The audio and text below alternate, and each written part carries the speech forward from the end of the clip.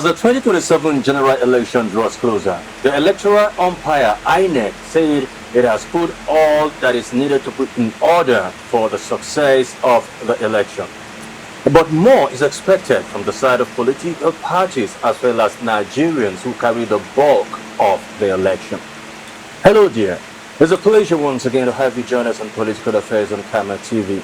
My name is Chris Jacobs, and I've been joined by Boniface Waziri, otherwise known as I Need to Know Peace Initiative Movement. And he joins me now to talk some more. Boniface, it's a pleasure to have you on the program. Thank you so much, Chris Jacob. Good. Now, I can see that the political atmosphere is heated up, and there's a lot of conversations, revolving around 2027 general election. How will you describe the moment Nigerians are in now with what you see and the projections, for the 2027 election? Thank you so much. The major thing that we should observe and make it known to the public or to the masses is the issue of voters card. Voters card. Yeah, voters card is important. Though lots of people limit the strength of voters card. Voters card is not just meant for you to go and cast vote and come back. It is also a national means of identification, and also you can use it for bank opening and other places. Using this as a case study. A lot of people travel. If you have your voters card, you may be safe. If you don't have the national ID card, you don't have the voters card, you may not be safe. And lots of patients will come up to you and you may not have access to them. But if you have the national ID card or the voters card will give them all the answers based on their questions.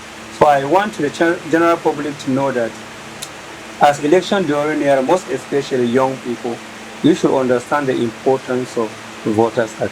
So I think the major thing that we need is the creation of awareness on voters card. Let the youth go out in mass and get their voters card. And the simple reason is because they believe that our voters do not count any longer. And that is the issue. Most young Nigerians feel, and that is what has, grown over time to become voter apathy. Exactly. They say if they cast their vote, the vote will not count. But it's one thing to possess a voter card, and it's another thing again to sell your vote, because Nigerians' election have been characterized by vote buying. Exactly. So what is your call on young Nigerians, to hold tight their civic responsibility? Actually, I love this question.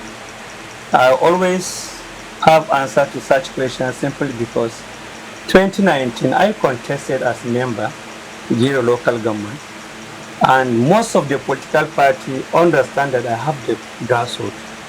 All the political parties come over to me to sell myself, to step down for them, but I say no. They offer me money, millions of naira. I stand on my word, and that is one of the things that is giving me integrity in my society and in my local government. So it was a lot of bunch of money, but I say no to it. So if I can say no to a lot of bunch of millions of naira, why won't you say no to 5,000? Why won't you say no to 10,000? Why won't you say no to 50,000? One of the greatest joy about casting your vote is you decide psychologically that I'm going to cast my vote to somebody that if he wins, I'm going to enjoy, or my people are going to enjoy the dividends of democracy. And there is this joy whenever you cast vote without vote buying. If the person win, there's still joy. If he did not win, there's still joy. Why? Because you cast your vote with good faith. That is one of your strengths as a good citizen. If you cast your vote without vote buying, let me tell you, to me, he is a leader. These are some of the little things you should measure whether do we have a leaders of tomorrow or we have thieves of tomorrow.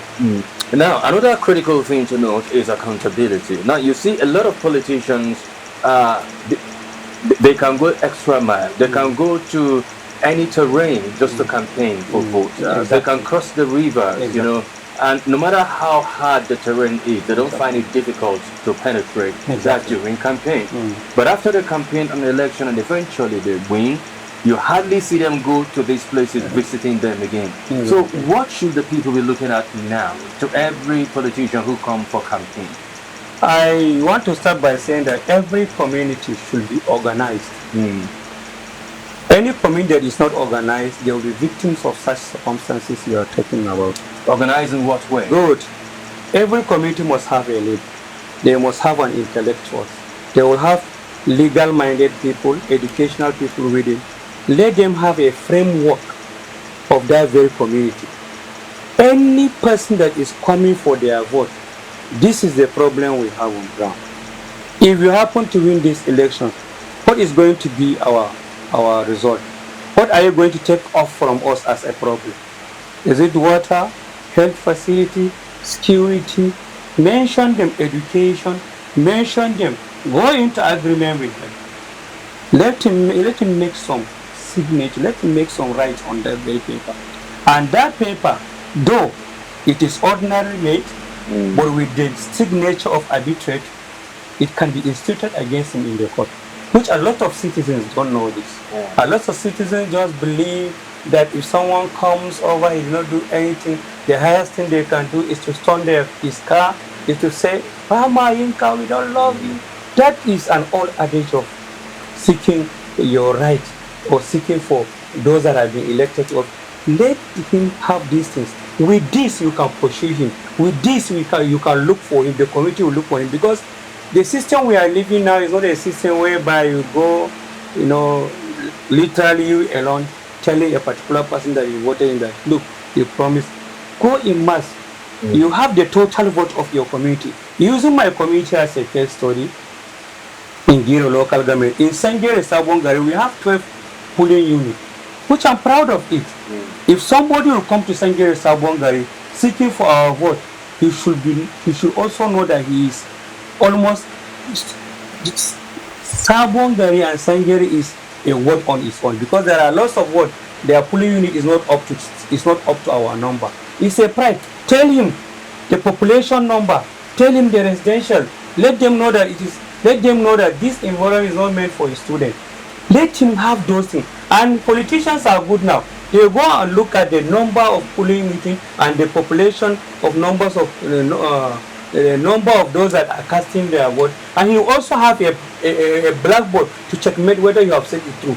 Make it real, let him go through it, make some agreement, and it will work. But by saying, Bama Inka, we don't like you, or if they persist, if it works that way, then 4 years is just like a dream to a living. You can change him with your vote. All right, but there are some politicians that are deliberate and intentional about what they do, because the moment they win, they shut their door against their constituents, thinking, okay, it is their right. So how what's your call on politicians to be flexible and to know that there is a trust already that's been established between them and the people, therefore they shouldn't break the trust. Now this is what you're going to be responding after this time out. We'll take a breather, but when we come from this short time out, we'll respond to this and more. All right, you're watching Political Affairs on Camera TV. We'll take a short break. We'll be back in a moment. Join us again.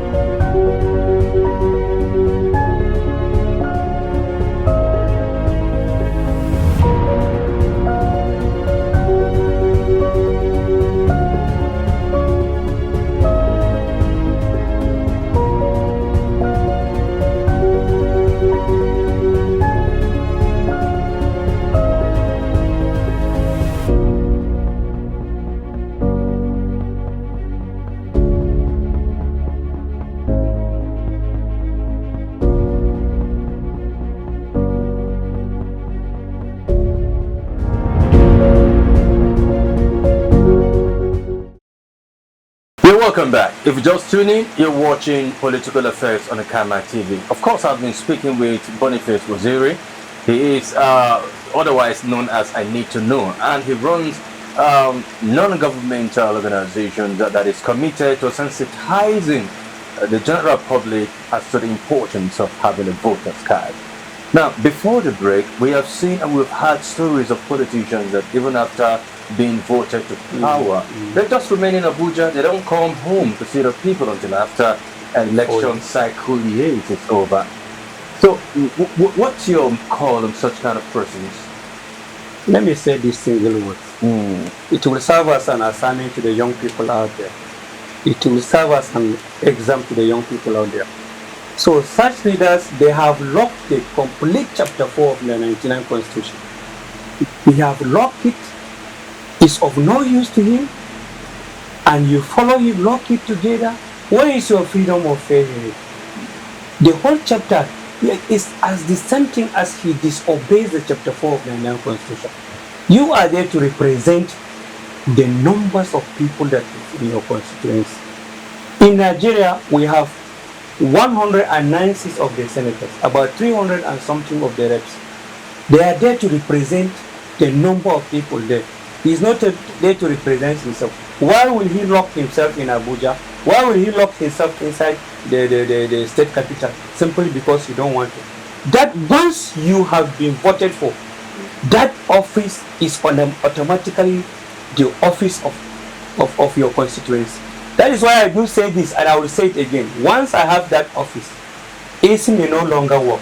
Have it at the back of your mind that every single minute people will be knocking at your door because you are occupying public position that they are expecting a tangible development and developmental project from you. So with this type of people, follow me. Persistence breaks resistance. In politics, it is expected you should be persistent. Have your point to follow him with. Have your point to follow him with media like this. Have your point to have that agreement you made with him. Let him go with his copy. Have your copy. You can follow him with until the end of your blood. When I say the end of your blood, I mean until the end of the 4 years. If that fades away without reasonable and tangible reason to vote him back, then you have a reasonable 100+% to vote him out. Abnormality. And most often, it is the politicians that, orchestrate this violence using the thoughts out here. Exactly. How should Nigerian youth begin to prepare their mind towards a violence-free election come 2027? I love this question because it is one of our priorities at I Need to Know Empowerment Initiative, creating awareness to the youth. We actually lack awareness to our youth. And that is why we have been doing this over years. And even, I think it was yesterday, we were in the office of INEC to make an inquiry.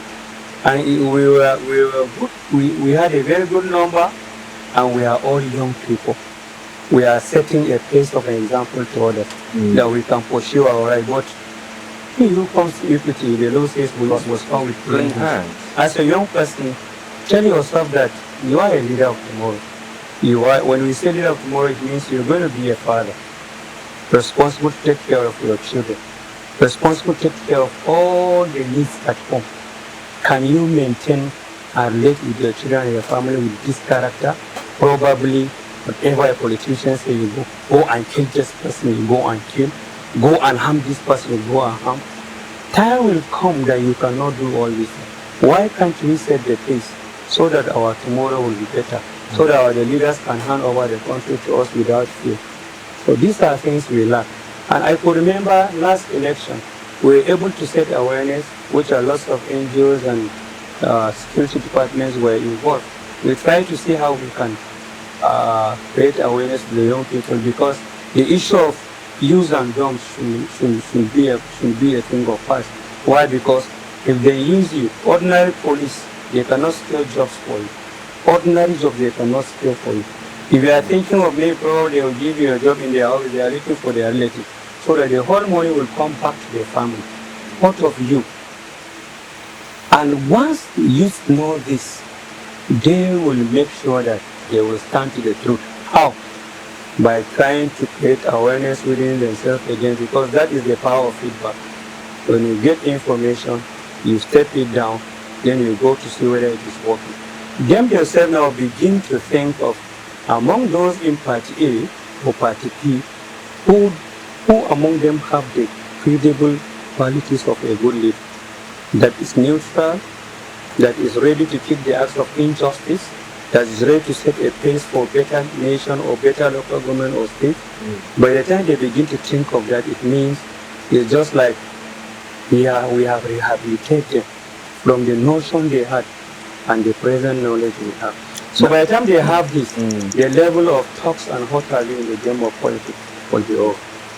Now, the political value chain and ecosystem involves the inclusion of INEC, which is an electoral body, the political party themselves, civil society organizations, and security agencies. Exactly. But I want to be very specific here and emphatic on security agencies. Looking at the level of neutrality, how should security operatives behave on election day? That's before, during, and after election. Because we have seen where the compromise. And you know, according to the law, it is only the police that are allowed to come closer to the pool unit, while the military, you know, distance themselves. But even the police, as they come, they don't come with an act. No, the answer is simple. They are there to follow the rules and regulations of the And not the rules and dictates of the politicians. That is the subject. They are there to follow the rules and regulations of INEC. All right. But first, as a citizen, you should know that you are the first security of yourself. You can only report to the police station when you have life. You can only report to the vigilante when you have life. You can report to any agencies when you have life. You don't have life, you can't report. Only the living can report. Okay. Yeah. Well, there is no better way to end this conversation than now. Boniface Waziri, otherwise known as I Need to Know. But this is just a part one of this conversation. We're definitely going to have a build up on it subsequently, perhaps, so probably next week, you know. But we need our people to digest this conversation. Exactly. Thank you so very much. Thank you so much. Thank you, Kamal. Yes. All right, viewers, that's our show for today. Thank you for being with us from South of Phillies. Join us again same time, same station as we come with a fresh edition of the program. Until then, stay safe. My name is Chris Jacobs. God bless Nigeria.